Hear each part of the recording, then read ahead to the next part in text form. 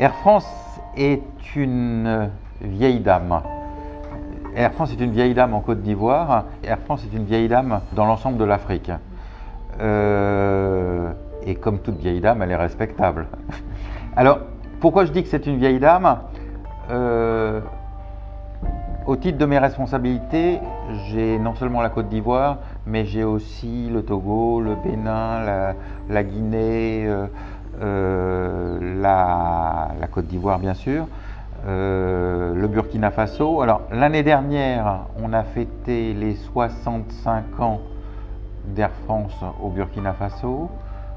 En 2015 aussi, on a fêté les 75 ans d'Air France en Côte d'Ivoire.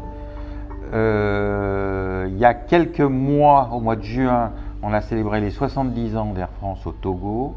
Dans quelques semaines, au début du mois de décembre, nous fêterons les 80 ans d'Air France au Sénégal. Donc vous voyez, on parle d'une histoire ancienne. La présence d'Air France, c'est pas une histoire nouvelle, c'est pas une start-up, c'est une société bien établie et bien connue. Et à ce titre, Air France a toujours été présente, alors on va là parler de la Côte d'Ivoire, dans les bons moments et les moins bons moments. Il y a eu, dans notre histoire récente, des périodes où le pays était en guerre ou en guerre civile, et Air France a toujours été présente, elle ne s'est pas retirée, sauf vraiment quand l'aéroport a été fermé. Et encore, en 2011, quand l'aéroport a été fermé, au mois de mars et au mois d'avril, Air France a été la dernière à partir et la première à revenir. Donc, ce que je veux dire par là, c'est que la présence d'Air France, elle est durable, elle est permanente. Elle n'est pas comme certaines compagnies aériennes concurrentes qui viennent, qui regardent un petit peu le marché et puis qui disent oh, finalement, c'est pas très bien, on va aller voir ailleurs. Nous, on est là parmi les bons et les mauvais moments. Donc, pour nos clients, c'est quand même un point positif dans la mesure où tous les jours, ils savent qu'il y a un vol Air France, quelle que soit la situation. Alors, pour revenir un petit peu sur la stratégie d'Air France, c'est la présence durable et l'accompagnement de la croissance de la Côte d'Ivoire.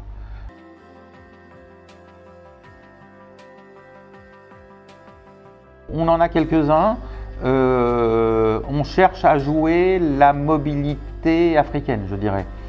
Donc, on ne met pas forcément un Ivoirien en Côte d'Ivoire. Mais je vous dis, la chef d'escale du Bénin est remplacée par une Congolaise. Notre chef des ventes ici est une Ivoirienne.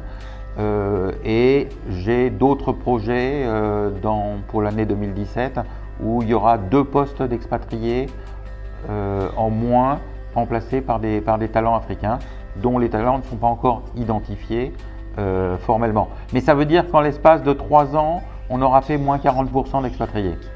Ce sont des opportunités plutôt pour des gens qui ont une expérience Air France. La chef des ventes là, qui vient de remplacer un expatrié, elle a 25 ans de maison. La chef d'escale au Bénin, elle a 15 ans d'ancienneté.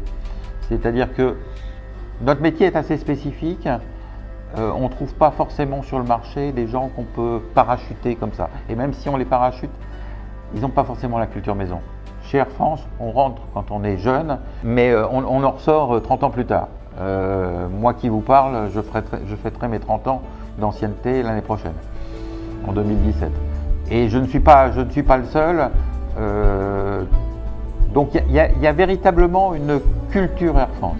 Une culture Air France, une culture maison comme on dit. Et ces talents, on va les chercher plutôt en interne. Donc des opportunités, elles existent, mais on est moins de 50. Donc c'est quand même relativement limité.